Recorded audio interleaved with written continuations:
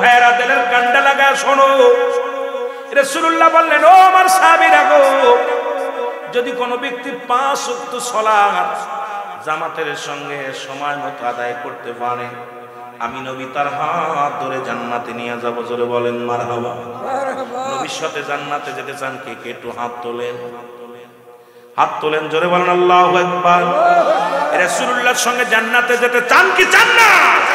রাসূলুল্লাহর সঙ্গে যদি জান্নাতে যেতে চান, নবী বলছে, উম্মতিরা রে, যদি কোনো ব্যক্তি 5 ওয়াক্ত সালাত, এর নামাজের কথা বলেন বাবা, যুবক ভাইয়েরা, আমরাই পারি জাতিকে বদলায় দিতে। এই যুব সমাজ আজকে যেগুলো আসছেন, এরা যদি আগামী বছরও যদি মাহফিলের একত্রিত হয়ে মাহফিলটা করেন, দেখবেন মাহফিলের সৌন্দর্য বেড়ে যাবে, আরো দ্বিগুণ শ্রোতা বাড়বে, আনন্দ বাড়বে, মহল্লার মধ্যে সৌন্দর্য বেশি বাড়বে। কারণ যুব সমাজই পারে সমাজকে বদলায় দিতে। জোরে বলেন ঠিক কিনা? আজকে যুব সমাজ মসজিদে যায় না। আপনারা শুনলে খুশি হবেন, 18 বছরের যুবক আর 16 বছরের যুবতী হবে জান্নাতি। কয় বছর? 18 বছরের যুবক আর 16 বছরের যুবতী হবে জান্নাতি। আর জান্নাতের সরদার হবে আল হাসান আল হুসাইন। এখানে এই রকম বয়স অনেকে আছেন, 20-25 বছর বয়স। বাবারা আমার শুনে নেন, তাহলে আমরা কি ওই হাসান হুসাইন যে জান্নাতের সরদার হবে, এই জান্নাতে যেতে চাই কি চাই না? রাসূলুল্লাহ বললেন, নামাজ খুব গুরুত্ব। বাবারা আমার অল্প সময় কথা বলবো, খুব গুরুত্ব দিয়া শুনতে হইব। নামাজ নবীজি বললেন, নবীজির এক সাহাবী নাম হলো আব্দুল্লাহ আনসারী, সবচেয়ে গরীব সাহাবী। এটা গ্রামটার নাম কি জানেন? এই যে বাজারটার নাম কি? দুর্গাপুরের মধ্যে। এক কথায় যেটা বড় বাজারের কথা বলি, এই জমিনের মধ্যে এত গরিব মানুষ নাই। তৎকালীন জামানার মধ্যে নবীর সাহাবীদের মধ্যে সব চাইতে গরিব সাহাবী নাম হলো আব্দুল্লাহ আনসারী। নাম কি? জোরে বলেন, নামটা কি? আব্দুল্লাহ আনসারী। নবীজি বললেন, সাহাবীরে, যদি কোনো ব্যক্তি 5 ওয়াক্ত সালাত, 5 ওয়াক্ত নামাজ সময় মতো আদায় করতে পারে, আল্লাহর নবী তার হাত ধরে জান্নাতে নিয়ে যাবে। আনসারী ওয়াজটা শুনে যে বাড়ি চলে গেছে। বাড়ি যায় বিবি ডাক দিয়ে কয়, বিবি রে, আজকে যাদের বউ আছে বাড়ি যেয়ে বউরে ওয়াজ শোনাবেন। যে রুলামিন সাহেব বলছে নামাজ পড়তি, পর্দা করতি, ইসলামের বিধান মানতি, শরীয়তের বিধান মানার ওয়াজ করছে রুলামিন সিদ্দিকী। 5টি স্তম্ভ কিছু না, কোরআন, কালেমা, নামাজ, রোজা, হজ, যাকাতের কথা বলছে, এগুলো মানতে হবে। ইসলামের বিধান, এই যে পর্দার বিধান, যদি অন্য বেগানা পুরুষ দেখা যাবে না, হারাম। এই কথাগুলো যে ওয়াজটা আজকে শোনেন, দয়া করে আমার আগের ভাই যিনি বলছেন উনি আলোচনা করেছেন, তার আগে যিনি আলোচনা করেছেন, নামগুলো যদি সময় পাই আমি আস্তে আস্তে বলবো। বাবা, এই মানুষগুলো কি কি ওয়াজ করছে ডায়াসে আজকে, এই কথাগুলো বিবিরে কানে কানে শুয়া শুয়া বোঝাইবেন। বিবিরে, অমুক বক্তাই ওয়াজ করছে, অমুক বক্তাই ওয়াজ করছে, অমুক বক্তাই ওয়াজ করছে, শুধু আমলের ওয়াজ। এই দুনিয়ার মধ্যে ওয়াজগুলো করছে, নাজাতের ওয়াজ করছে, নাজাত পাওয়া যাবে কোন ভাবে, সেই কথাগুলো বলছে। আমার ভাইরা, আমার বন্ধুরা, আমার নবীর সাহাবী কান্দে আর ডাকতে বলে, বিবি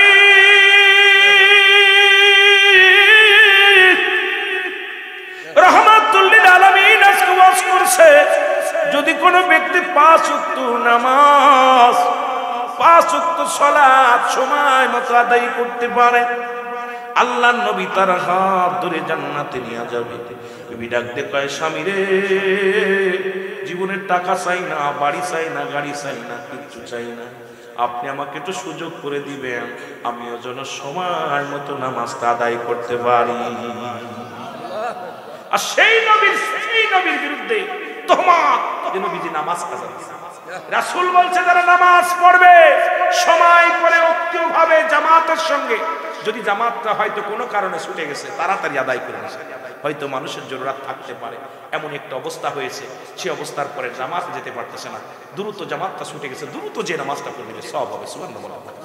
আর সেই নবীর বিরুদ্ধে কথা, নবী বললেন 5 ওয়াক্ত সালাত যিনি, আব্দুল্লাহ আনসারী বলে, বিবি আমার নবী ওয়াজ করছে। বিবি বলে, স্বামীরা, আপনার কাছে কিচ্ছু চাই না, আপনি আমাকে একটু সুযোগ করে দিবেন, আমি যেন 5 ওয়াক্ত সালাত, 5 ওয়াক্ত নামাজ আমি যেন সময় মতো আদায় করতে পারি।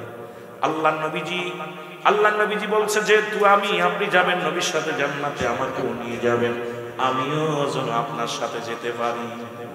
আর ভাইরা, আমার বন্ধুরা, আমার রাহমাতুল লিল আলামিন নামাজ আদায় করে সালাম ফিরায়, আসসালামু আলাইকুম ওয়া রাহমাতুল্লাহ, আসসালামু আলাইকুম ওয়া রাহমাতুল্লাহ। আপনাদের ইমাম সাহেবের সঙ্গে যেমন মুসল্লিদের একটা সম্পর্ক হয়ে যায়, রাসূলুল্লাহ ইমাম ছিলেন, সাহাবীদের সঙ্গে একটা আন্ডারস্ট্যান্ডিং হয়ে গেছে। নবীজি সালাম ফিরায় আমার আনসারি করি। প্রতিদিন তো যখন আপনাদের ইমাম সাহেব যদি দুদিন যদি আপনাকে না দেখে, জিগাইবে মজ্জেম সাহেব অমুক মুসল্লি কই, ও মুসল্লি অমুক মুসল্লি কই। কারণ ইমাম সাহেব তো প্রতিদিন সালাতের পরে আপনার চেহারাখানা দেখে। 5 ওয়াক্ত নামাজ যখন ইমাম সাহেব আদায় করে আপনাকে নিয়ে প্রতিদিন বসে আপনাকে তালিম দেন, কিন্তু দুদিন একদিন না দেখার সঙ্গে সঙ্গে ইমাম সাহেব জিগাবে ভাইজান আমার অমুক মুসল্লি কই। তাহলে বোঝা যায় ইমাম সাহেবের সাথে মুসল্লির একটা সম্পর্ক ভালো হয়ে যায়। জোরে বলেন ঠিক কিনা? ইমামের সাথে সম্পর্কটা আমাদের নাই, ইমাম সাহেব চেনেই না। মুসল্লি যারা দেখবেন ইমাম সাহেব একদিন 2 দিন যদি শোনো অসুস্থ হয়েছে মুসল্লির বাড়ি হেঁটে চলে যায় ইমাম সাহেব। কারণ ইমাম সাহেব তো গুরুত্ব দেয় মুসল্লিকে, যে ইমাম মুসল্লি যেগুলো যায়। আল্লাহর নবী ডাকতে বলে আমার আনসারীতে আজ কয়দিন দেখি আসে কিন্তু কই যায়? সাহাবীরা বলে ইয়া রাসূলুল্লাহ ইয়া হাবিবাল্লাহ, আপনার আনসারী নবী গো, আপনার আনসারী হয়তো দুনিয়ার কোন প্রেমে পড়ে গেছে, দুনিয়ার কোন ঝামেলার মধ্যে পড়ে গেছে। নবীজি বলে আমি নিজেই যাব আনসারীর খবর নিব, তোমরা সাপো একটা, আমি নিজেই যাব। নবীজি আনসারীর বাড়িতে গেলেন, সালাম দা আসসালামু আলাইকুম ইয়া আহলাল বাইত। ভিতর থেকে আওয়াজ আসে না, একবার নয় দুবার নয় তিনবার নবীজি সালাম দিলেন। কয়বার? 3 বার সালাম দিলেন, কিন্তু সালামের কোনো জবাব আসে না। রাসূলুল্লাহ চিন্তা করে নিশ্চিত ঘরের মধ্যে কেউ নাই। রাসূল আদর্শ শিখায়া দিয়ে গেছে কোন বাড়িতে গেলে সালাম দেওয়া লাগবে।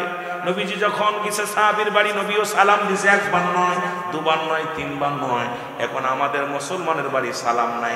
আরে নবী তো আমাদের জন্য আদর্শ, নবনা হায়াতি খায়রুল লাকুম, আমার হায়াতের জিন্দেগিটা হলো উম্মতের জন্য। মুসলমান অতি উত্তম হায়াতের, আমার নবীজি বলছেন আমার উম্মতের জন্য আমার হায়াতের জিন্দেগিটা হলো রহমত, বরকত, উত্তম। জোরে বলেন মারহাবা। হায়াতি খায়রুল লাকুম, আমার হায়াতের জিন্দেগিটা। কারণ শরিয়াত, তরিকত, হাকিকত, মারিফাত সব দিকে আমি নবী। কোন দিকে তাকাইবে?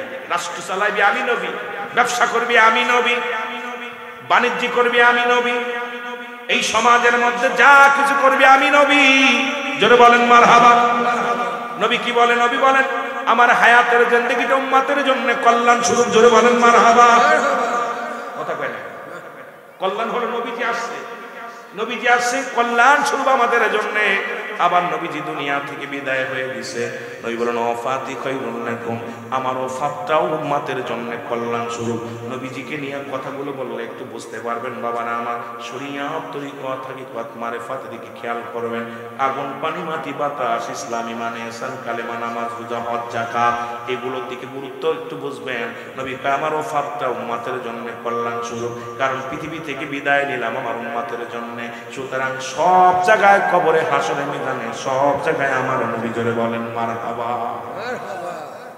আব্দুল্লাহ আনসারী নবীজি সালাম দিয়া পাইলেন না, চলে গেলেন। নবীজি যাইতে যাইতে যখন চলছে, পিছন থেকে আনসারী বলে আলাইকুম আসসালাম নবী গো। ওয়ালাইকুম আসসালাম ইয়া রাহমাতাল লিল আলামিন, ওয়ালাইকুম আসসালাম ইয়া রাসূলুল্লাহ, ওয়ালাইকুম আসসালাম ইয়া হাবিবাল্লাহ, ওয়ালাইকুম আসসালাম ইয়া রাহমাতাল লিল আলামিন। নবীজি বলেন আনসারী তুমি তো সালাম শুনেছিলে, 3 বারই উত্তর দিলা, এই উঠাউঠি করিস না, ছেড়ে দেব বেশি দিন। রাসূল বললেন আনসারী তুমি 3 বার সালাম দিলাম, 3 বার তুমি উত্তর দিলা না, তার মানে আর বুঝতে বাকি নাই তুমি সালাম শুনেছিল, উত্তর দাও নাই। নবী বলেন, আমার নবী বলার পর আনসারী বলি ইয়া রাসূলুল্লাহ আমি কেন সালামের জবাব দিই নাই, এটা আমি কেমনে আপনারে বলবো? আপনি দয়া করে যদি আমার বাড়িতে যাইতেন। এমনি আর নবীকে বলে নাই বেয়ানাত, উত্তম ব্যবহার, উত্তম আখলাক। এমন চরিত্র নবীর ভিতরে দিয়েছিল যা অন্যর ভিতরে নাই। সেই নবীর গুণে গুণান্বিত হওয়া লাগবে, লাগবে কি লাগবে না? নবীর চরিত্র যদি তোমার মধ্যে না থাকে, নবীর আখলাক যদি তোমার ভিতরে না থাকে, তুমি কিসের উম্মত? তুমি কিসের উম্মত? উম্মত যদি হতে হয়, রাসূলুল্লাহর উম্মত যদি হতে হয়, রাসূলুল্লাহর আদর্শ আপনাদের ভিতরে থাকা লাগবে কি লাগবে না? আমার ভাইয়েরা, আমার বন্ধুরা, আমার আনসারী বলে, ইয়া রাসূলুল্লাহ, ইয়া হাবিবাল্লাহ, নবী গো, আপনি যদি একটু যাইতেন। আল্লাহর নবী রওনা হয়ে গেল। রাসূলুল্লাহ জাফর যখন ঘরটা খুলে দিছে, রাসূলুল্লাহ তাকায় দেখে ঘরের ভিতরে বিশাল একটা গর্ত খোঁড়া, বড় একটা গর্ত খোঁড়া। নবীজি বলেন, আনসারী, তোমার ঘরের ভিতর কেন গর্ত খোঁড়া? আল্লাহর নবী ডাক দিয়ে বলে, আনসারী,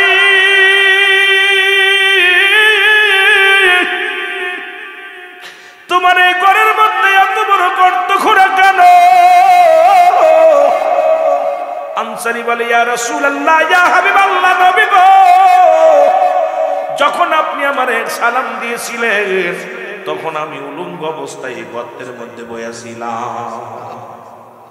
ইয়া রাসূলুল্লাহ, ইয়া হাবিবাল্লাহ, যখন আপনি আমাকে সালাম দিয়েছিলেন তখন আমি গর্তের মধ্যে উলঙ্গ অবস্থায় বসেছিলাম, গায়ের মধ্যে কোনো পোশাক ছিল না, কাপড় ছিল না, নবী গো, এই কারণে তো আপনার সালামের জবাব দিতে পারি। রাসূলুল্লাহ বলে, আনসারী, তার মানে কি? বলে, ইয়া রাসূলুল্লাহ, ইয়া হাবিবাল্লাহ, আপনি যেদিন বললেন যদি কোনো ব্যক্তি 5 ওয়াক্ত সালাত জামাত বা সময় মতো যদি কোনো ব্যক্তি আদায় করতে পারে, আমি নবী তার হাত ধরে জান্নাতে নিয়ে যাব। ইয়া রাসূলুল্লাহ, ইয়া হাবিবাল্লাহ, ওদিন আমি বাড়ি যাই, যখন আমি ওয়াজটা আমার বিবিরে বলি, আমার বিবি হাতটা ধরে বলে, স্বামী রে, আপনার কাছে দামি কাপড় চাই না, পোশাক চাই না, কোনো কিছু চাই না, আপনি আমাকে একটু সুযোগ করে দিবেন, আমিও যেন 5 ওয়াক্ত সালাত, 5 ওয়াক্ত নামাজ সময় মতো ওক্তের মতো আদায় করে নিতে পারি। ইয়া রাসূলুল্লাহ, ইয়া হাবিবাল্লাহ, স্বামী স্ত্রী মিলে মাত্র একখানা কাপড়, একখানা কাপড়, নবী গো, যখন আমি আপনার পিছে নামাজের জন্য আসি, মুসল্লিরা শোনো, ভালো করে শোনো, নবী গো, যখন আযান পড়ে যায় মসজিদে, আমি পাগল হয়ে যাই, তাড়াতাড়ি জামাতে ছুটে চলে আসি, নবী গো, আমার বিবি উলঙ্গ হয়ে গর্তের মধ্যে বয়া থাকে, আমি সালাম ফিরাইয়া নামাজ পড়ে দৌড়াইয়া চলে যাই বাড়িতে, নবী গো, আমি গর্তের মধ্যে ঢুকে কাপড়টা খুলে আমার বিবির হাতে দিয়ে দিই, আমার বিবি ওযু করে নামাজে দাঁড়ায় যায়। নবী গো, আপনি যখন সালাম দিয়েছিলেন তখন আমার পণ্যের ভিতরে কোনো কাপড় ছিল না, এই কারণে আমি আপনার সালামের জবাব দিতে পারি নাই। ইয়া রাসূলুল্লাহ, আমার বিয়াদবি হয়ে গেছে, মাফ চাই। আমার নবী ডাক দিয়ে বলে, আনসারী রে, আয়, এক কাপড়ে তোরা স্বামী স্ত্রী নামাজ আদায় করেছিলি, আনসারী, আমি নবী কথা দিলাম, আমি নবী ওয়াদা করলাম, ইয়াউমাল কিয়ামতের ময়দানে তোদের স্বামী স্ত্রী দুজনকেই আমি জান্নাতে নিয়ে যাব। এ ভাই, এক কাপড়, মাত্র একটা কাপড়, আনসারী এক টুকরা কাপড় গায়ে দিয়ে স্বামী স্ত্রী নামাজ পড়েছে। বলেন যে আপনারা এখানে যারা আছেন, আপনাদেরকে এক টুকরা কাপড় না বেশি আছে? যে ব্যক্তি সবচেয়ে গরিব, যে ব্যক্তি ভিক্ষা করে খায়, তারও 4-5টা টুকরা কাপড় আছে, এরপরও নামাজ আসে না, এরপরও আজান দিলে নামাজ আসে না। রাসূল বলছে, আমার মন চায়, আল্লাহ কি বলছে, আল্লাহ কি বলে, আমার মন চায় আজান দিলে যে ঘরের মধ্যে মানুষগুলো নামাজে জানা যায়, মন চায় আগুন ধরে পুরাই দিই, আগুন ধরে পুরাই দিই ঘর দরজা সব, কিন্তু পারি না। ওই ঘরের মধ্যে ছোট ছোট মাসুম বাচ্চা আছে, মেয়ে ছেলে আছে, কারণ ঘর পুড়ে গেলে বেপরদায় চলে আসবে মেয়েরা, মাসুম বাচ্চাগুলো কোথায় যাবে? না হয় ঘরগুলো জ্বালিয়ে দিত। আজকে আজান পড়ে যায়, মোবাইল টিপতেছো, টিভি দেখতেছো, বাজারে ঘুরতেছো, আজান চলতেছে। হাই রে বাবা, ইমাম সাহেবের বেতন দিলে শেষ হয়ে যাবে ঋণ, ইমাম সাহেবের খাইতে দিলে ঋণ শোধ হবে, মসজিদের ঋণ শোধ হয়ে যাবে না, কখন ঋণ শোধ হবে না? যার যার কবরে তার হিসাব হবে। ইমাম সাহেব আপনার কবরে হিসাব দিবে না, আপনার কবরে ইমাম সাহেব আসবে না, কারণ আপনি যদি আপনার আমল না করেন, আল্লাহর দরবারে সারা পাওয়ার কোনো পথ নেই। জোরে বলুন ঠিক কিনা? বড় আশ্চর্য হয়ে যায়, আল্লাহর নবী সাহাবীরা কেমনে নামাজ আদায় করেছে, কেমনে নামাজ কেমনে পড়েছে। বাবা শোনো, এই নামাজের প্রতি যত্ন নেই। এখন নামাজ সবচেয়ে বড় চোর হলো নামাজি চোর, সবচেয়ে বড় চোর হলো নামাজি চোর। যারা নামাজে দাঁড়ায় যায়, মুসলমান শুনে না, মুনাফিক চিনার উপায় হলো যখন নামাজে দাঁড়ায়ওয়ালার সাথে করে, যখন জিকির করে গাফিলতি করে, এখন নামাজের মধ্যে লা কখন ইল্লা ব্যতীত, হুজুর মানে হাজির নাজির, কল মানে আত্মা, সলাত মানে নামাজ। আল্লাহ রাসূল বলে লা কখনো ইল্লা ব্যতীত, হুজুর মানে হাজির নাজির, কল মানে আত্মা, সলাত মানে নামাজ। আল্লাহু আকবার বলেন, জোরে বলা যাবে না? কেমনে বলে বচন বাজানরা শুনে নেন। এই নামাজ হবে না যতক্ষণ পর্যন্ত আল্লাহকে আপনি হাজির নাজিরে না মানতে পারবেন। এখন নামাজের মধ্যে গেলে বাল্যকালের স্মৃতি ভেসে যায়, বিবির কথা মনে পড়ে, স্বামীর কথা মনে পড়ে যায়, ছেলে মেয়েদের কথা মনে পড়ে যায়, কত বাজারের কথা মনে পড়ে যায়। এই নামাজ নিয়ে আল্লাহরে পাওয়া সম্ভব নয়। কেমন নামাজ পড়বেন বাবারা আমার শোনানো, যে বললাম লা কখনো ইল্লা ব্যতীত, হুজুর মানে হাজির নাজির, কল মানে আত্মা, সলাত মানে নামাজ। যতক্ষণ পর্যন্ত নামাজের ভিতরে একগুচ্ছ ভাবে আল্লাহকে ঢুকাইতে না পারবেন, আপনি আল্লাহ আপনাকে দেখতেছে, ডান পাশে আপনার জান্নাত, বাম পাশে জাহান্নাম, পিছে আজরাইল, সামনে আমার রব্বে কারীম, এই চিন্তাধারা যদি আপনার ভিতরে না আসে, এখন নামাজে তো ঠুকঠুক করে সিজদা দিয়ে কপাল ছুলে ফেলেন। এখন এই কপাল ছোলা নামাজে দুনিয়ার অন্যায় থেকে বিরতি পারছে না। কারণ আলেমরা বলে, ইমাম সাহেব বলে, সমস্ত খারাপ কাজ থেকে বাঁচায় নামাজ। কিন্তু নামাজও পড়েন, মিথ্যা মামলা দেন, নামাজও পড়েন, ঘুষ খান, নামাজও পড়েন, কম বেশি পড়েন, নামাজও পড়েন, মিথ্যা বলেন, নামাজও পড়েন, অন্যায় পড়েন, নামাজও পড়েন, আবার পরের মেয়ের দিকে আর নজরে তাকান, নামাজও পড়েন, মিথ্যা বলেন, নামাজও পড়েন, বিড়ি টানেন, নামাজও পড়েন, ঘুষ খান, নামাজও পড়েন, গাঁজা খান, নামাজও পড়েন, মাঝে মাঝে মুসলমান হারাম দিকে চোখ চলে যায়। এর দ্বারা বোঝা যায় ওই নামাজ আপনাকে খারাপ কাজ থেকে ফিরেতে পারে নাই। ওই নামাজ শুধু কপাল চুলছেন আর কপাল চুলছেন, ওই নামাজ মাওলার দরবারে পৌঁছাতে পারেন নাই। ধরে বলেন ঠিক কিনা? নামাজ সমস্ত খারাপ কাজ থেকে বাঁচায়। জোরে বলেন ঠিক কিনা? কথা বুঝেন না? তাহলে নামাজ যদি আমারে ফিরাতে না পারে, নামাজ নিজের বউরে পর্দায় না রাখতে পারি, ছেলে মেয়েদের পর্দায় না রাখতে পারি, নামাজ পড়তেছি কিন্তু ওই নামাজ আমার ছেলে আমার মেয়ে তাদেরকে আমি পরিবার পরিজনকে বাঁচাইতে পারছি না, এই নামাজ আদায় করে তো কোনো লাভ নেই ভাই। লাভ আছে? কোনো লাভ নাই। এই জন্য আমি আপনাদেরকে অনুরোধ করব যে নামাজ সমস্ত খারাপ কাজ থেকে বাঁচাতে না পারে, এই নামাজ পড়ে লাভ নেই। নামাজ খালি মসজিদে গেলাম আর নামাজ পড়লাম, আল্লাহু আকবার বললাম,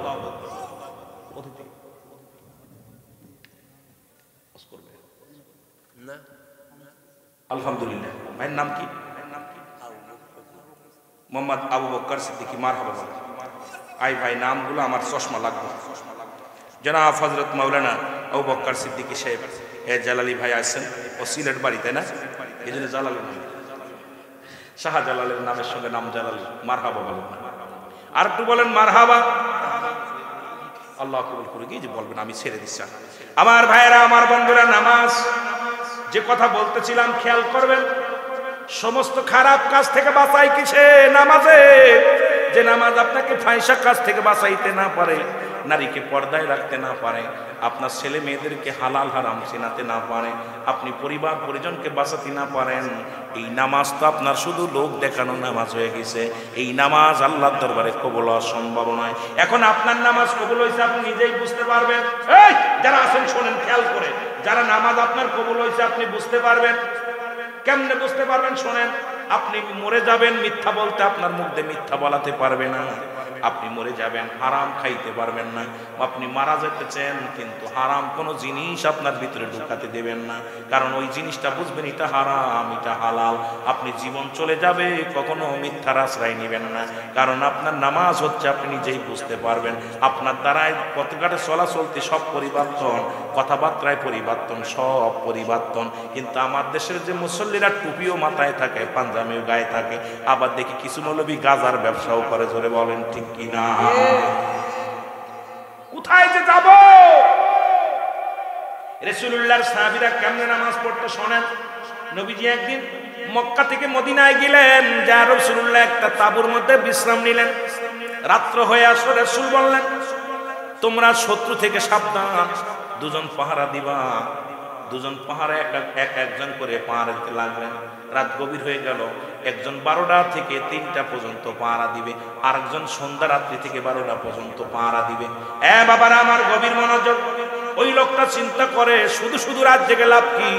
নামাজ পড়ে আদায় করি, নামাজের প্রতি মহব্বত আমাদের নাই। যদি ইমাম সাহেব একটা বড় সূরা ধরে, আর তো আমরা দ্বিতীয় দিন ইমাম সাহেব জানেন না বাজার বেশি টাইম নাই, এত বড় সূরা ধরেন। ইমাম সাহেব সকালবেলা বাথরুমে সাপ দেয়, আপনি এত বড় কিরাত ধরেন। ইমাম সাহেব কি মরিছি, কি করবো রে, ছোট ধরলেও বিপদ। পরের দিন আবার যেই দেরি, ইমাম সাহেব ছোট সূরা ধরছে। ইমাম সাহেব আপনার কি খুব ব্যস্ত আছে, তাড়াতাড়ি নামাজ শেষ করতেন, আমি তো রুকু পেলাম না। কি যে করবে ইমাম সাহেবরা, যদি বলেন ঠিক কি না, এগুলো হয় না, হয় না, কথা কয় না। পাশে পড়লেও দোষ, আগে গেলেও দোষ। ইমাম সাহেবের বড় সূরা ধরলেও দোষ, ছোট সূরা ধরলেও দোষ।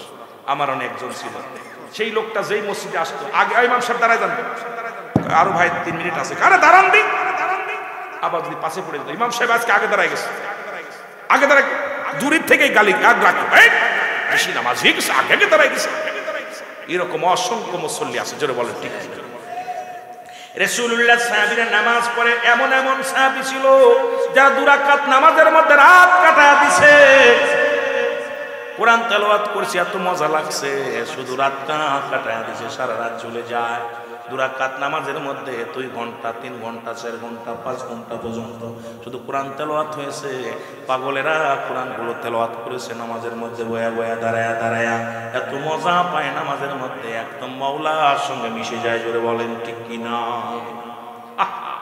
রব্বে কারীমের সাথে এত প্রেম ছিল, শত্রু পক্ষ আসিয়া চিন্তা করে দাঁড়ায় রয়েছে, ছেলেটা যেমন দাঁড়ায় রয়েছে, শত্রুরা চিন্তা করছে ওরা গাছ না মানুষ দেখিনি, একটা তীর মারছে, তীরটা মারা পর রথের মধ্যে লেগে গেছে। আর একটা তীর যখন ছুটছে, সাহাবী চিন্তা করছে তীরটা যদি বুকে লাগে তাহলে আমি মারা যাব, আর মারা গেলে আমার রাসূলের আক্রমণ করবে কাফের শয়তানেরা। নবী সঙ্গে সঙ্গে নামাজটা ছেড়ে দিছে। রাসূলুল্লাহ এবং জাগলেন, জাগা পর রাসূল বললেন, সাহাবী কি খবর? বলে, ইয়া রাসূলুল্লাহ, ইয়া হাবিবাল্লাহ, আমি নামাজ পড়তেছিলাম, আমার নবী বলেন তোমরা না পাহারা দিতেছিলে? বলে, হুজুর যখন রাত হয়ে গেল চিন্তা করলাম শুধু শুধু জেগে লাভ কি, নামাজে দাঁড়ায় যায়, কারণ রাতটা আমি রব্বে কারীমের সঙ্গে প্রেমের সঙ্গে কাটায়া দিব।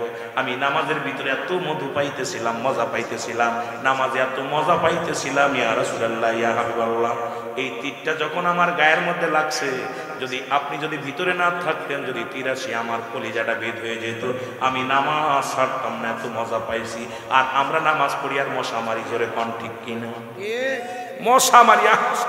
বিসমিল্লাহির রহমানির রহিম, আলহামদুলিল্লাহি রাব্বিল আলামিন। সূরা কিরাতের বাইরে শোনা, জোরে বলেন ঠিক। জোরে জোরে মশা। এই নামাজ নিয়ে আল্লাহর দরবারে যাবেন, মশার কামড় সহ্য হয় না। আর সাহাবীরা তীর আক্রমণ করেছে, তীর লেগেছে, পার হয়ে গেছে, নামাজ ছাড়ে নাই। নামাজে এত মজা পেত, এত মধু, এত মায়া, এত ভালোবাসা ছিল, যখনই নামাজ দ্বারা তো আল্লাহর সঙ্গে মিলিত হয়ে যেত। জোরে বলেন ঠিক কিনা? আর আমরা নামাজ পড়ি স্যান্ডেল চোরের চিন্তায়, দেখবেন নামাজে গেলে খালি যদি দামি স্যান্ডেল দিয়ে নামাজ বাংলাদেশে পড়া হয়, সে যত বড় মৌলবী হোক, স্যান্ডেলের টেনশনে নামাজ হয় না। সামনে নিয়ে থই, তারপরও চিন্তা করে এরকম নামাজ রুকুতে যায় বা সাইদে আসে, কারণ তো সালাম ফেরে আগজোর হারাই দেবে। ঠিক কিনা? ঠিক কিনা? কষ্ট পাচ্ছেন? এগুলো হয়তো পল্লীতে ভালো আছে, টাউন এলাকায় গেলে খুব মজা দেখা যায়। মানুষ নামাজের চাইতে স্যান্ডেলের গুরুত্ব বেশি, স্যান্ডেল নিয়ে সামনে থুইয়া নামাজ পড়ে, আর বারে বারে তাকায় দেয় যে আছে কিনা, আছে কিনা। কি যে অবস্থা চলতেছে এই নামাজ। আমার ভাইয়েরা, আমার বন্ধুরা, আমার নবীজি বললেন আর কয়েকটা কথা বলবো না, ছেড়ে দিব? আরো জোরে বলেন, ছেড়ে দিব না বলবো? রাসূলুল্লাহ বলেন 2টা জিনিস যে ব্যক্তি হেফাজত করতে পারবে, যুবকদের একটু কথা বলে যায়, রাসূলুল্লাহ ওয়াদা করছেন এই 2টা ব্যক্তি, যে ব্যক্তি আমার কাছে জামিনদার হয়ে যাবে, এই 2টা ওয়াদা করবে, অপচয় করবে না, আমি নবী তার হাত ধরে জান্নাতে নিয়ে যাব। এখন রাসূলুল্লাহর সঙ্গে জান্নাতে যেতে চান কে কে? একটু হাত তোলেন। নারায়ে তাকবীর, নারায়ে রিসালাত, আরো জোরে বলেন নারায়ে গাউসিয়া, সিলসিলায়ে ফুল তুলি, সিলসিলায়ে বদর ফুলি, সিলসিলা এই 20 একদিন শেষ করে দিব। 3 শ্রেণী আলেম জাহান্নামে যাবে, 3 শ্রেণী আলেম। তার মধ্যে 1 নাম্বার হলো যিনি বিদ্যা অর্জন করছে, ইলম অর্জন করছে অন্যকে পরাজয় করার জন্য, তার এলেমি অর্জন হয়েছে শুধু অন্যকে ঘায়াল করার জন্যে। নিজে বিদ্যা যেটুকু অর্জন করেছে, কাকে ধরবে, কার ভুল ধরবে, কোনভাবে তারে ঘায়াল করা যাবে, এটা অর্জন করার জন্য এলেম অর্জন করছে। 2 নাম্বার আলেম, যিনি দুনিয়ার মধ্যে এলেম অর্জন করছে দুনিয়ার শান শৌকাত দম দৌলত অর্জন করার জন্যে, এই দুনিয়ার মধ্যে দুনিয়া বিকামানোর জন্যে, এই দুনিয়ার টাকা পয়সা রোজগার করার জন্য এলেম অর্জন করেছে। 3 নাম্বার আলেম ওই ব্যক্তি যিনি দুনিয়ার মধ্যে নিজের নাম মানে ক্ষতি সম্মান, এটা জমকরুল আমিন সিদ্দিকীর মতো এত বড় বক্তার হয় না। এই বড় আলেম এই 3 শ্রেণী আলেম কিয়ামত কিয়ামতের ময়দানে জাহান্নামে চলে যাবে। বলুন আল্লাহু আকবার। এই 3 শ্রেণী আলেম আল্লাহ জাহান্নামে দিয়ে দিবে। এখন আমাদের ভিতরে 3টা গুণই বেশি দেখতেছি। আবার 3 শ্রেণী মানুষ মরণের আগে আযাব হইব, মরণের আগেই গজব দিয়া দিব। ওয়াজ কোনতে কোনে যাব বুঝি না। 3 শ্রেণী মানুষ মরণের আগেই তাদের আল্লাহ রাব্বুল আমিন তাদের গজব দিব, বিচার করব। 1 নাম্বার হলো যারা সতী নারীর প্রতি তোহমত দেয়। কোন মেয়ে রাস্তা দিয়ে হেঁটে যায়, আপনি বললেন এটা মনে হয় জিনাকারী, বাজে মেয়ে, আপনি মনস্তাপ করার সঙ্গে সঙ্গে আমার রাসূল বলে গেছে 3 শ্রেণী মানুষ জাহান্নামে যাবে। তার মধ্যে 1 নাম্বার হলো যারা পৃথিবীর মধ্যে নারী জাতির কলঙ্ক দেয়, নারীর প্রতি মিথ্যা তহমত দেয়।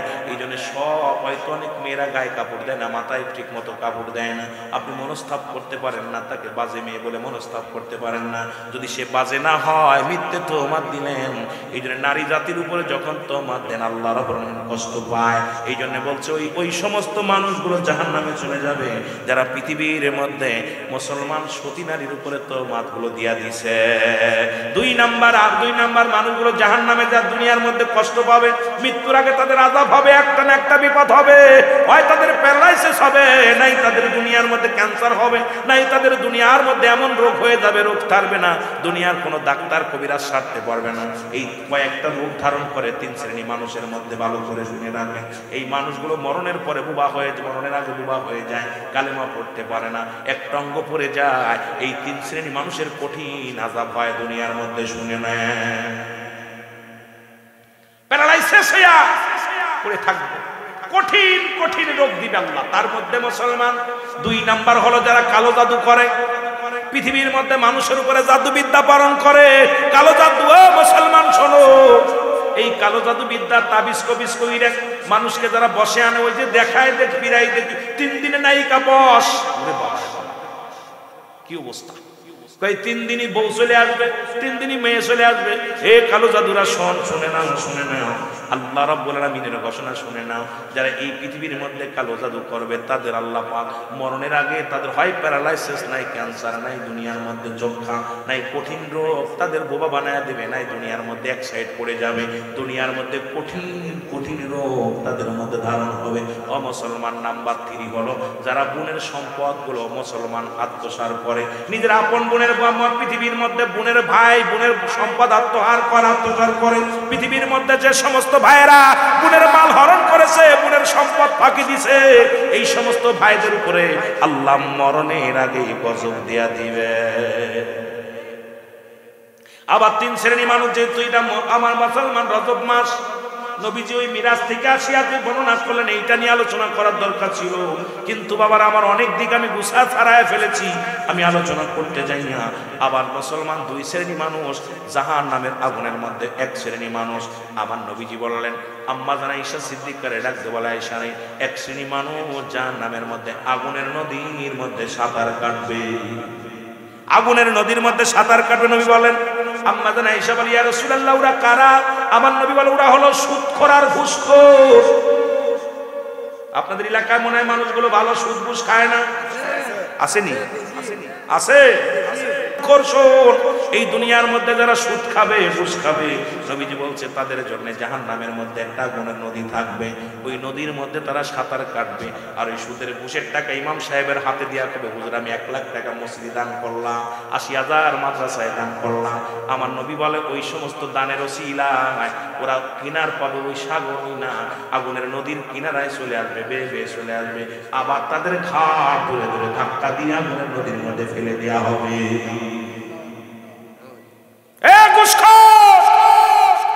সুদখোর, হারামখোর, এই এই হারাম খোরদের জ্বালায় অল বাংলাদেশে এখন হারাম খোরে এমন ভাবে বাড়ছে, আর এদের যন্ত্রণায় বড় কষ্টের মধ্যে আছে। জোরে বলেন ঠিক। অধিকাংশ মসজিদের সভাপতি সেক্রেটারি, আমি গতকালকে একটা মাহফিলে বসছি, বলা পরে দেখি আপনার সভাপতির মন খারাপ। আমি বললাম যে দেখেন, মসজিদের সভাপতি যে ব্যক্তি ইমাম সাহেব ছুটি নিলে অগত্য নামাজটা আদায় পড়াতে পারবে, এই লোকটারে আপনার সভাপতি সেক্রেটারি বানাবেন। আর লাভ দিয়ে উঠে গেছে পিছন থেকে একজন, সে তো একদম 1 নাম্বার ঘুষখোর। কথা বুঝলেন? মসজিদ আমার, আমি কার ইমাম রাখবো আমার ব্যাপার। হায় হায়, মসজিদ যে মসজিদ নিজে দাবি করে ওই মসজিদে কারণ নামাজি হবে না। যেটা বলেন ঠিক কি? নামাজি হবে না, এটা আমার মসজিদ। আহা, কি অবস্থা যে চলতেছি ভাই, দেশের অবস্থা। আমার ভাইয়েরা, আমার বন্ধুরা, আমার 1 নাম্বার হলো, বললাম 1 নাম্বার হলো যারা সুদ খায়, যারা ঘুষ খায়, আগুনের নদীর মধ্যে সাঁতার কাটবে, কিয়ামত পর্যন্ত কাটবেই কাটবে, তাদের চিরস্থায়ী আবাদান চিরস্থায়ী ভাবে থাকতে হবে ওখানে। 2 নাম্বার হলো ওই সমস্ত মানুষগুলো আল্লাহ রাব্বুল আলামিন, তারা দুনিয়ার মধ্যে নামাজ পড়বে, রোজা রাখবে, হজ করবে, যাকাত দিবে, তারপরও আমল শূন্যে হটবে। আম্মা জান আয়েশা সিদ্দিকা বলে, ইয়া রাসূলুল্লাহ, ইয়া হাবিবাল্লাহ, এদের বিচার এত কঠিন কেন? এত আমল করা পরও কেন তারা ওই দুনিয়ার বুক থেকে যা পর আমল শূন্যে উঠবে? নবী বললেন, ওরা হলো দুনিয়ার মধ্যে গীবাত করতো, গীবাতখোর, চগলখোর, পরনিন্দাকারী। আমি বললাম আপনাদের ইমাম সাহেব বাটপার, যদি উনি বাটপার না হয়, আপনাদের সভাপতি সাহেব বাটপার যদি বাটপার না হয়, নবীজি বললেন ওই সমস্ত মানুষগুলো সামনে এসে দাঁড়ায় যাবে, চারিদিক ঘিরে দাঁড়ায় থাকবে, তখন বলবে, তুমি আমার নামে মিথ্যে তো মারতেছিলা, আমারে বাটপার বলেছিলা, আমি তো বাটপার নয়। তখন তুমি কয় আমারে মাফ করে দাও, কোনো মাফ হবে না। ওই হাজী সাহেবের আমল নামা থেকে আমল নামাগুলো ওই লোকের আমল নামায় চলে যাবে, আর ওই লোকটাকে আমল শূন্য করে জাহান্নামে পাঠায়া দিবে। এখন আমার দেশে খালি পরনিন্দা, নামাজ পড়ে সালাম ফিরে কয় ভাই শুনছেন নি, অমুকের মেয়ে, অমুকের ছেলে, সালাম ফিরে কয় অমুকের ভাই, ও সালাম ফিরে কয় অমুকের বাচ্চা। আজকে আমার সমাজ, আমার জাতি বাঁচবে কেমন করে? এই বাঁচানোর জন্য আমাদের চেষ্টা করার দরকার। ওয়াজ নসিহত দেওয়ার কারণ হলো যেন একটা মানুষ ইসলামের দিকে ফিরে আসে। ধরে বলেন ঠিক কিনা? একটা মানুষ ফিরে আসুক, কিন্তু ওয়াজ নসিহত দিয়ে হচ্ছে কি? কোন পরিবর্তন নাই। লাভের বিনিময়ে আপনারা রাত জাগতেছেন, রাত জেগে সকালবেলা কাজ কামাই যাচ্ছে, বক্তার পকেট ভারী হচ্ছে, শ্রোতার যারা কমিটির লোক অনেক কষ্ট করে টাকা কামাই করে, আরে আর অনেক মাহফিলে দেখতেছি পথে ঘাটে যা চান্দা দেওয়া শুরু করছে। হাই রে ভাই, রাস্তায় বেরোলি খালি চান্দা, দেখি দাঁড়ায় ফিতে ধরে দাঁড়ায় আছে মাইক ধরে। আমি কই বদমাইশ, তোদের মাহফিল করতে বলছে কিনা? মাহফিল তোরে করতে বলছে কিনা? চাঁদা দিয়া। কারণ এই টাকা কি হারামের টাকা দিল না, কিসের টাকা দিল? এই টাকাগুলো নেওয়ার জন্য প্রয়োজন নেই মাহফিলে। ইমাম সাহেবের বেতন বাড়ায় দাও, ইমাম সাহেবের বেতন বাড়ায় দিয়ে ইমাম থেকে ফতোয়া না, বয়া এদিকে কাজ নাই। মাহফিল করতেছে, খালি মাহফিল প্রতিযোগিতা শুরু করছে। কিন্তু অথচ মাহফিল দিয়ে হচ্ছে কি? আমি আমার দৃষ্টিতে আমার দেখলাম যে মাহফিল দেওয়ার পর বক্তার পকেট ভারী হচ্ছে, কিছু কমিটিরও পকেট ভারী হয়। ওরা কিছু থাকলে ভাঙচুর করে খায়, আর ওই ভালো মুরগি টুরগি জবাই টবাই করে বুনে টুনে খায়, আর কিছু শ্রোতা না খেয়ে চলে যায়। কারণ এই তো আমাদের দেশের অবস্থা। ওয়াজ দিয়া আমল হচ্ছে, ওয়াজ দিয়ে আমাদের উপকার হচ্ছে, আমার মন বলতেছে না। কারণ আমাদের সেই আমলের ওয়াজ নাই, আমলের ওয়াজ নিজেরাও আমল করি না, শ্রোতাও আমল করে।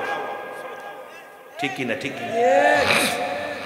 আগেতে মানুষ ওয়াজ শুনতে আসলে দেখতাম এই মানুষগুলো নামাজের দিকে যত্নবান হতো, আমলের দিকে যত্নবান হতো, মানুষগুলোর ভিতরে ভয় থাকতো। আমাদের ভিতরে একেবারে ভয় নাই।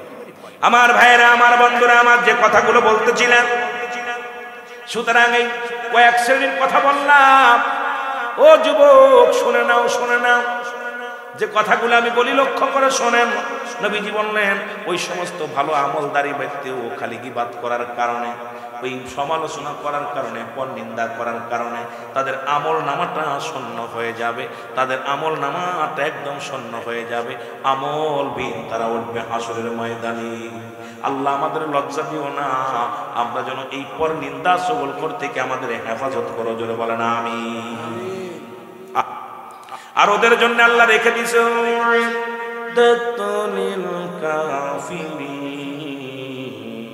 ওই কাফের বেঈমান মুনাফিকদের জন্য প্রস্তুতি করে রাখছে আল্লাহ তাআলা সাত সাত জাহান্নাম। কই আমিও প্রস্তুতি করে রাখছি, আয় তোরা বাটপারি করবি রে, তোদের জন্য আমিও সাতটা ভালো ভালো ঘর বানাইতেছি, যার মধ্যে সাপ আছে, বিচ্ছু আছে, আগুন আছে, মহিলাদের হায় নিফাসের পানি আছে, কঠিন চাকুর নামে কাঁটাযুক্ত গাছ আছে, এইগুলো তোদের জন্য রাখছি, আয় চলে আয় ভিতরে, ভালো সুন্দর জায়গা রাখছি, আসবি অন্যায় কর, যত পারবি কর অন্যায়, তোদের জন্য আমি সুন্দর জায়গা রাখছি। যারা আমার দেশে যদি কেউ ডাকাতি করে, খুন খারাপি করে, জেলখানায় নিয়ে রিমান্ডে দেওয়া হয়, ওরা আল্লাহ রাব্বুল আমিনের ইবাদত বন্দেগী না করে গেলে মরা পর তোর রিমান্ড এমন রিমান্ড দেবে তখন বুঝবি জ্বালানা। ফেরেশতারা ঘুষ খায় না। এখন তো বাংলাদেশে আপনি ধরা পড়ে গেলে 50,000 টাকা যদি আপনার দিতে পারেন পুলিশের হাতে, পুলিশ কয় এটা ভালো লোক ছিল, আর যদি আপনার ওই উকিলের দিতে পারেন, উকিলকে আরো ভালো ছিল। জজ সাহেব যদি ঘুষ করে সবার পক্ষে হক্কানি ওলি আল্লাহ হলে, তবে এই বাতিলগুলো নয়, ওই নাকেস পীর নয়, যারা যাদের কথা আল্লাহ বলে কুরআনুল কারীমের মধ্যে সূরা ইউনূসের মধ্যে 11 নম্বর পারা 62 নম্বর আয়াত, নামাজের আগে আলা বলে নাই, হজের আগে আলা বলে নাই, যাকাতের আগে আলা বলে নাই, আল্লাহ বলছে আলা সাবধান ইন্না নিচ্চালা ইন্না উল্লাহি আল্লাহর তরফ থেকে যারা ওলি হয় লা নাইখুফুন শব্দের অর্থ হয় ওয়ালা যদি অবস্থান করে হুমদের উপরে হাজানুন, তাদের কোনো চিন্তা বাকি। নাসিরউদ্দিন সিফা সালা উনিও তো আল্লাহর ওলি ছিল, তাই না? কথা কয় না? এখানে পীর সাহেব আছে না, কিন্তু এখানে একটু আরো কন্ট্রোল করতে হবে। এখানে আমি একবার গেছিলাম, এখানে কিছু বদমাইশ আছে, নারী পুরুষ, এগুলো আমাদেরকে দৃষ্টিকোণে আমার লাগছে, আপনাদের কি লাগেছিলেন না? আমি রাত্রে আসলাম, রাত্রে আয়া দেখি আমার হঠাৎ করে একবার ওইদিকে ওই প্রোগ্রাম ছিল আপনার ওই মেলায় দূরে, মনে হয় কি গ্রামটার নাম মনে নেই, আমার তো দূরের মানুষ তো অত মনেও থাকে না, তারপরে আর বুড়া হয়ে গেছি, এখন আর মনেও থাকে না অনেক কিছু বসে। তো দেখলাম আর ভিতরে ঢুকলাম, দেখি নারী পুরুষ অনেক নারী বেদানা।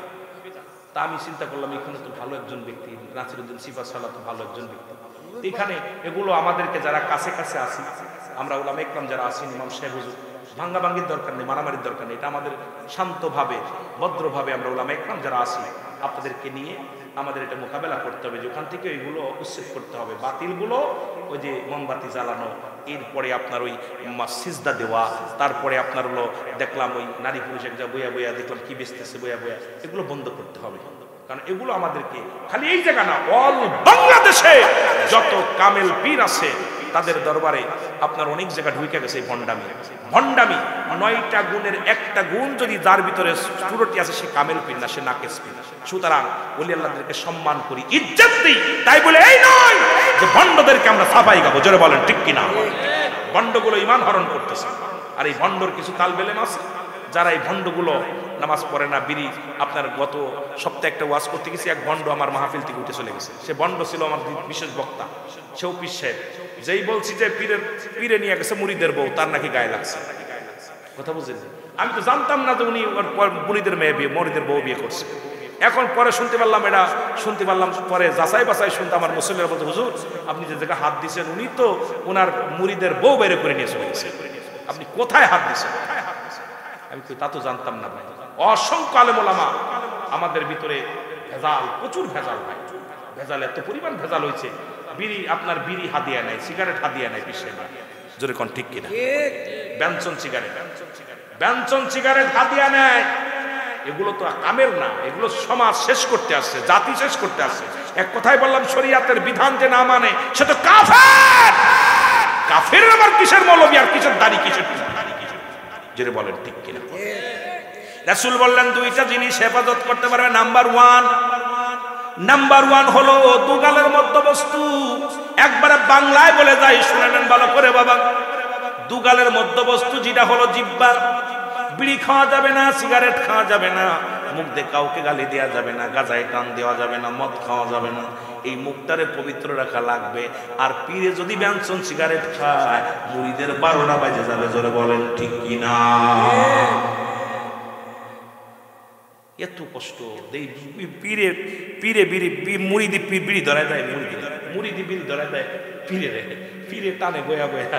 আমি তারে মুরিদ রে ভাই, এই বেটারা এখনো এই দেশে, ডিজিটাল দেশের মুসল্লিরা এখনো বোঝে না, দেখবেন বিড়ি খোর, গাঁজা খোর, মদ খোর, নারী খোর, দাড়ি চাচা, ও কেমনে পীর হয়? আমার তো নিজেরই ঠিক নাই, শরীয়তের ঠিক নাই, ও কেমনে আমারে পার করবে, কেমনে উদ্ধার করবে? জোরে বলেন ঠিক কিনা?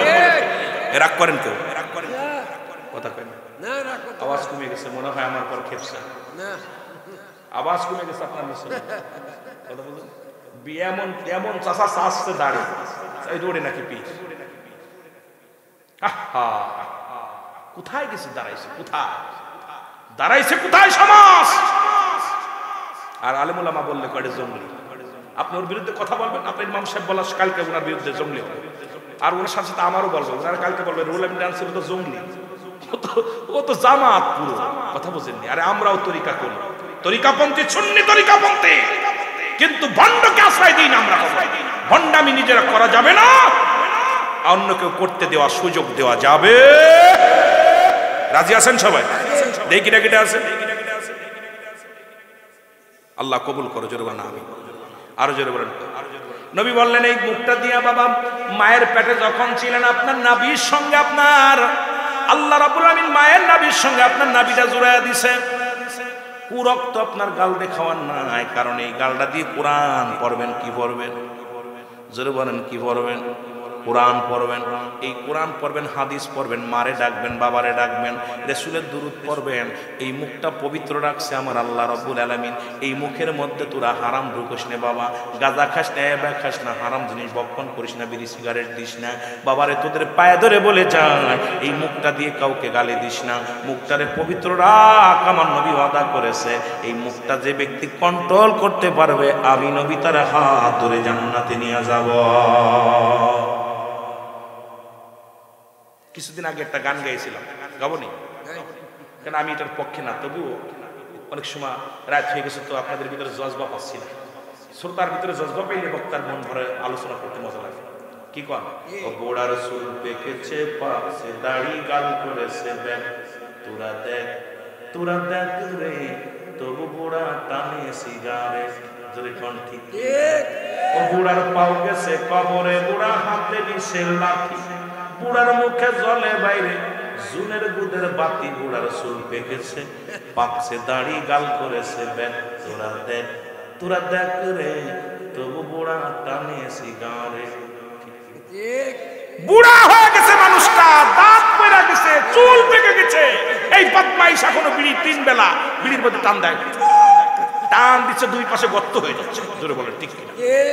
এই বদমাইশ গুলো একবার কি চিন্তা করে মানুষ মরে গেলে হিন্দুরা দেয় মরে গেলে মুখী আগুন, আর মুসলমানদের ভিতরে 7 বার দেয় মুখী আগুন, 10 বার দেয় মুখী আগুন।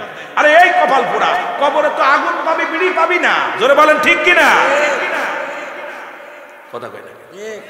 কবরেতে আগুন পাবি, বিড়ি পাবি না, খারে জন্মের খাওয়া যত খাবি খা। কবরেতে আগুন পাবি, বিড়ি পাবি না, ফেরেশতারা খায় না ঘুষ, থাকিবে না তোর যে হুশ, মুগুর মারিবে ধরে, গর্জন মারিবে ধরে, রক্ষা পাবি না। কবরেতে আগুন পাবি, বিড়ি পাবি না। ঠিক কিনা? ঠিক কিনা? ঠিক কিনা? আগুন পাওয়া যাবে কবরে, বিড়ি পাওয়া যাবে না, গাঁজা পাওয়া যাবে না, মদ পাওয়া যাবে না। এগুলো দিয়া দিবেন কবরের ভিতরে, ডজন ডজন খাবে শুয়া শুয়া। জোরে বলেন ঠিক কিনা? এই ওয়াজ করলে তো আমার দাওয়াতই খাবে না। কথা বলছেন? গল্প করলে মজা লাগে, কিস্তা করলে মজা লাগে, হক কথা বললেই বক্তা তিতা, বক্তা চলবে না। কিন্তু আমার জবান দিয়ে ভাবেই চলবে, যদিও 2 দিনের হায়াতের জিন্দেগি, ভয় করি না, পরোয়া করি না। একটা কথা মনে রাখবেন, আমাদেরকে বাঁচতে হবে, নিজে বাঁচতে হবে, অন্যকে বাঁচাতে হবে। মাহফিল এত কষ্ট করে লাখ টাকা খরচ করে মাহফিল দিয়া এটা কি পাইলাম? হাদিয়া কি পাইলাম? আমাকে খাইতে দিবেন, বসতে দিবেন, হাদিয়া দিবেন, সম্মান দিবেন, ভালোবাসা দিবেন। আপনাদেরকে কি দিয়ে যাচ্ছি? যেন যেটা দিয়ে যায় সেটা আমল করলে যেন আল্লাহ নাজাত দেয়। জোরে বলেন আমিন। আর একটু জোরে বলেন আমিন। আর একটা হলো 2 পায়ের মধ্যবস্তু দিলে লজ্জাস্থান। পুরুষ লিঙ্গ, স্ত্রী লিঙ্গ, এটা যে ব্যক্তি কন্ট্রোল করতে পারবে, স্বামী স্ত্রী ব্যতীত অন্য কারোর কাছে যাবে না, স্ত্রী ও স্বামী ব্যতীত অন্য কারোর কাছে যাবে না। আজকে আমার দেশে পরকীয়া, আর স্বামী বিদেশে, স্ত্রীর ডজন ডজন বয়ফ্রেন্ড হয়ে যায়। এর মুসলমান অসংখ্য, আপনাদের এলাকা কেমন জানি না, সারা বাংলাদেশের অবস্থা খুব শ্মশান হয়ে গেছে। সারা বাংলাদেশে শুধু জিনা আর জিনা। এটা বরগুনার দিকে বেশি, খালি বরগুনার জমিনে বেশি দেখি লাইভ, যখন দেখি মোবাইলে দেখি খালি বরগুনা বরগুনা। আমি কই যত বড় বড় গুনাহ করে ওরা সব জায়গায় হচ্ছে, খালি এক জায়গা না। আবার বরগুনার মানুষ যদি কেউ থাকে বলবে রুহুল আমিন সাহেব আমাদের দুর্নাম দেয় না, অল বাংলাদেশেই জিনাবে বিচার ভরছে। রাসূল বলছে, কোরআন বলে কি শোনেন, কোরআনের আইন শোনেন। কোরআন বলতেছে যদি কোনো অবিবাহিত নারী, অবিবাহিত পুরুষ যদি জিনা করে, জিনা করলে তার শাস্তির বিধান হলো এর গায়ের মধ্যে 100 ডোরা মারতে হবে। কয়েকটা মারা পর যদি মারা যায়, ওই মারা গেলে তাকে গোসল করাবে, তারে কাফন পরাবে, দাফন করাবে, জানাজার নামাজ পড়ে তারে মাটি দিবে। মাটি দিয়া যদি বেতের আঘাত, যদি দোরা যদি বাদ থাকে সেগুলো মারতে হবে। আর যদি না থাকে আলহামদুলিল্লাহ, থাকলো আলহামদুলিল্লাহ। ও মুসলমান শুনে নাও, অবিবাহিত হওয়ার কারণে জানাজা পাবে। ভালো করে শোনেন এই যুবকেরা, ওয়াজকে শোন, এই দুইটা কথা মুখস্থ কর। মুসলমান যারা বিয়ে করে নাই, অবিবাহিত নারী, অবিবাহিত পুরুষ, তারা কাফন পাবে, দাফন পাবে, জানাজা পাবে। কিন্তু বিবাহিত নারী, বিবাহিত পুরুষ, যাদের স্বামী আছে, স্ত্রী আছে, এরা যদি জিনা করে, ইসলামের বিধান, কোরআনের বিধান হলো এই পুরুষ, এই নারী পুরুষ শুনে নাও, যারা পৃথিবীর মধ্যে যারা জিনা করে, মুসলমান বিবাহিত নারী হোক, বিবাহিত পুরুষ হোক, জিনার শাস্তির বিধান হলো তাদের বুক পর্যন্ত মাটির ভিতরে পুঁততে হবে, কঙ্কার মারতে হবে, পাথর ছুঁড়ে মারতে হবে, যতক্ষণ পর্যন্ত মৃত্যুবরণ করবে না তারে মারা বন্ধ করা যাবে না। যখন নিশ্চিত মারা গেছে, এবার তারে লাশটা তুলে উঠাইবেন। উঠায়া কোনো বিবাহিত নারী, বিবাহিত পুরুষ কোনো দাফন পাবে না, কাফন পাবে না, জানাজা পাবে না। ওরে দিবালয়ে মানুষের সামনে কুকুর শিয়াল দিয়ে লাশটা খাওয়াই দিতে হবে। এখন এর মধ্যে যারা যারা জিনা করেছেন ভালো করে বোঝেন, আপনাদের জানাজা পড়া যাবে না, আপনাদের কাফন পরা যাবে না, দাফন করানো যাবে না, কোনো গোরস্থানে আপনাদের মাটি দেওয়া যাবে না। একটা বিচার যদি আপনার এই জমিনের মধ্যে হতো, আমার দেশ থেকে জিনা ব্যভিচার চিরতরে পালায় যেত। ধরে বলেন ঠিক কিনা? পরের বউ আর নিয়ে আসতো না, পরের ছেলের পাঁচ যাওয়া লাগতো না। এখন বিবাহিত নারী, বিবাহিত পুরুষের শাস্তির বিধান হলো এটা। কিন্তু আমার দেশে জিনা করে জেলে গেলে ফুলের মালা গলায় দিয়ে ফেরে। এই হলো বাংলাদেশের অবস্থা। এদেশে ওয়াজ করবো কি সমস্ত মৌলবীদের জন্য, সমাজ শেষ, জাতি শেষ। আজকে অবস্থাও 12টা বাজছে, ধরে বলেন ঠিক কিনা? বড় কষ্ট লাগে যদি কোনো বিবাহিত নারী, বিবাহিত পুরুষ জিনা করে, কোন মৌলবী খণ্ডন করতে পারবে না, এদের জানাজা পড়া যাবে না। আপনার ইমাম সাহেবকে বলে যায়, ইমাম সাহেব এইরকম জিনাকারী যদি কেউ মারা যায়, বড় জমি চাকরি ছেড়ে দিবেন, জানাজা পড়বেন না, তাকে কুকুর শেল দিয়ে খাওয়াইতে হবে। কারণ তার জানাজা হবে না, দাফন হবে না, কাফন হবে না, দিবালয়ে কুকুর শেল দিয়ে খাওয়াইতে হবে। ইসলামের বিধান, কোরআনের বিধান। কিছু মানবেন, কিছু মানবেন না, কোরআন এটা আপনার বাপদাদার সম্পদ না যে আপনি কিছু মানবেন, কিছু মানবেন না। এটা কি বাপদাদার সম্পদ? এক হাত মানবেন, এক হাত মানবেন না। রে ভাই, আসতে রে ভাই, এরা তো নিজেই জাহান্নামী। এরা হলো আপনার দাউস, দাউসের জন্য হারাম। দাউস হলো যারা বিয়ে শাদিতে ঢোল ডগর বাজানো। এ তো আর আমাদের আর এক মৌলবীরা খুঁজে জায়েজ আছে। আইরে ভাই, কোনো বিপদে আছি যে ধাপ বাজানো জায়েজ আছে, সেটা ঢোল নিয়ে চলে আসে। বিয়ের অনুষ্ঠানে কিছু মানুষের জানানো, প্রতিবেশী 4-5 জন প্রতিবেশী জানবে যে আমার বিয়ে হচ্ছে, যাতে এটা তালাক না দিতে পারে, যে মেয়েটার পর্যন্ত ছাড়াছাড়ি না হয়, মানুষ 10 জন জানানোর জন্য। আর মুসলমানই দিতে হবে, এটা গোপনে। কিন্তু আপনাদের দিকে কি মাইক বাজায় ও মুসলমানই দেয়, আর মাইক বাজায় বিয়ে থা দেয়। আর এখন আমাদের দেশে আর এক মৌলবী আছে বের হয়েছে, তারা বলছে বিয়ে থায় নাকি ডোল ডগর না বাজাইলে বিয়েই জায়েজ নাই। আমি কোন দিকে যাবো ভাই? এই যে ইখতিলাফ, এইটা আমাদের মধ্যে আকীদাগত অবস্থা খুব খারাপ। আকীদার অবস্থা, আকীদা আমাদের মধ্যে এই আলেম সমাজে 3টা ব্যক্তি বেশি ক্ষতি করতেছে। নাম্বার 1, আস্তে আস্তে শুনতেছি বাবা, আস্তে আস্তে। নাম্বার 1, আলেম, আপনার মুসলমানদের মধ্যে আলেমরা শেষ করতেছে। আর নাম্বার 2 হলো হিন্দুদের মধ্যে হলো ঠাকুর, আর খ্রিস্টানদের মধ্যে পাদ্রী। এই 3টা মানুষ বেশি ক্ষতি করতেছে। এরা যদি সঠিক, আজকে আমার মতের লাগে ভাইয়ের মত হচ্ছে, ভাইয়ের মতের লাগে আমার মত হচ্ছে। কোরআন হাদিস সব এক। কোরআনের একটা আয়াত আমার জন্য আলাদা স্পেশাল হয় নাই, আপনার সবার জন্য। এখন এই কোরআনটাকে 3টা ভাগ করছে। কয়টা ভাগ? কথা বলেন, কয়টা ভাগ? এই জোরে বলেন, কয়টা ভাগ? 3টা ভাগ। রাগ করেন না, আমি বোঝানোর জন্য বলতে পারি। অনেকে বলতে পারেন আমার গায়ে লাগছে, হুজুর আছে এই জন্য বলতেছি, ইমাম সাহেব হুজুর আছে এই জন্য বলতেছি। কথা না, কয়টা ভাগ আছে? এক ভাগ নিচে তাবলিগ জামাত। তাবলিগ ছিলেন, মসজিদে তাবলিগ করে, এই তাবলিগ জামাত কিছু এক ভাগ, দেখবেন যত আমলের ওয়াজ আছে ওরা করে, এইটা করলে এত নেকি, এটা করলে এত নেকি, এটা করলে এত নেকি, ওরা খালি নেকির ওয়াজ করে। সুবহানাল্লাহ কইলে এত নেকি, আলহামদুলিল্লাহ কইলে এত নেকি। আরেক ভাগ নিচে জামাত ইসলাম, দেখবেন যত সংগ্রামী আলোচনা আছে, ভিতরে দেখবেন যাদের স্পিরিট, যে আয়াতগুলোর ভিতরে পড়লে স্পিরিট আসে, ভিতরে একটা জোশ আছে, এই আয়াতগুলো ওরা বেশি বেশি তেলাওয়াত করে, বেশি পড়ে, এটা তাফসির বেশি করে। আর একটা ভাগ নিচে পীর, যারা পীর, যাতে মুরিদ বাড়ে, আমার মুরিদ 10 লাখ 12 লাখ, ওরা মুরিদ কমে যাবে, যদি হক কথা বলে মুরিদ কমে যাবে, খালি মুরিদ কোন ভাবে বাড়বে এইটা বাড়ার চেষ্টা করে। এই জন্য তিনটা ভাগ, এক ভাগ নিচে পীরেরা, এক ভাগ নিচে তাবলিগেরা, এক ভাগ নিচে জামাতিরা। এই তিনটা ভাগ, এই তিনটা পরিপূর্ণ একত্রিত মানার নামই হলো ঈমান। জোরে বলেন ঠিক কিনা?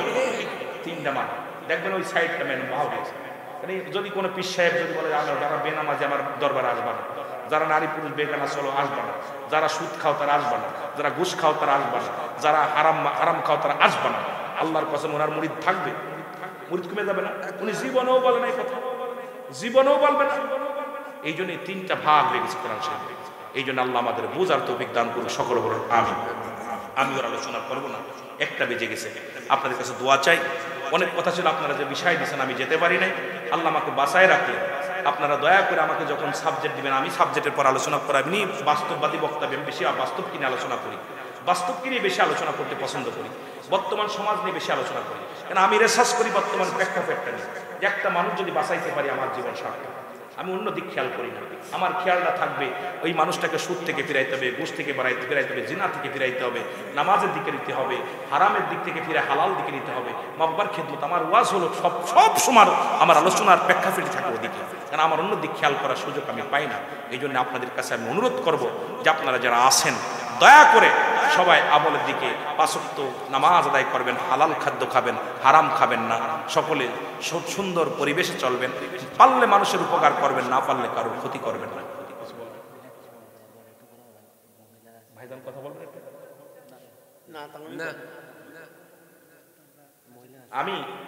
আমি আপনাদের কথা রাখতে পারিনি, এই জন্য আমি আন্তরিকভাবে দুঃখিত। আর আমি যেটা জানি না সেটা আমার কথা শুনছেন, আমি হার মানতে, আমি কখনো আমি বড় পণ্ডিত এটা আমি কখনো ভাবি না। আমি যেটার পরে আমার খেয়াল নাই, ধারাবাহিকতা বলতে পারবো না, একটা কথা বুঝতে পারছেন। আমি আপনার ধন্যবাদ, আপনি বসে বসেন, মজা লাগছে আমার, এই জন্য আমি আপনাকে অনেক ধন্যবাদ দেন। আমি বলছি কিনা অনেকে বলতে পারে যে রুল আমি কি করলাম। আমার কথা হলো একটা মানুষ যদি বাঁচতে পারে, আর আমার চিন্তাধারা কখনো যে আমরা আলেম সমাজ, আমরা যেটা বলবো সেটার জন্য আমরা পালন করি, যেটার জন্য না করবো সেটার জন্য পালন না, আমরা যেন যেটা নিজেরা করবো না অন্যকে বলার